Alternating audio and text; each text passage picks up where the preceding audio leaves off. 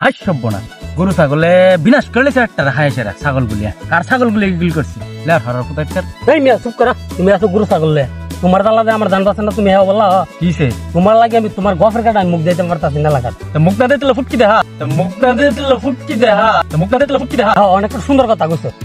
মুখ দিয়ে আমি জান পাচ্ছে না হিদে দিলে তো আমার বেদাই পড়াইতে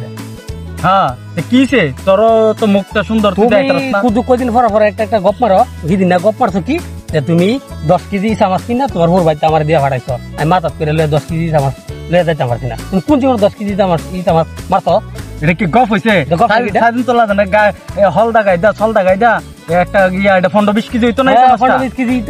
আবুজার নুন তোর মতোই চামাচ মারছো কোন জীবনে 1990 সালে মারছো ওনে তুমি এই গপ এটা নুন তোর মতো ওই চামাচ ছিল নুন মতো না হাওয়া বড় করছি তো ওনে তো কত শিকার করবা নাম ভালোকে তালোকে নিরাই দিছি বাদাম খেত নিরাই দিছি হেদিন ভুলে গেছো গা নিরাই তা না হাইবো কা হাওয়া মুকড়া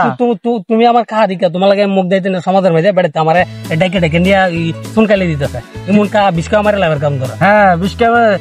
দেখো কা তোমার আমি কইতেছি তুমি গপ টপ বন্ধ করো আমার গফন ভাল লাগে বেড়াতে আগানগর গজাইরা এই যে কালিকা ভাষাতে বেড়াতে গফন গ্রাম কিছু গুফি দাহে গুফি বিচারে গুফি রে তুমি হইলো অরিজিনাল গুফি এ গুফি রে টাই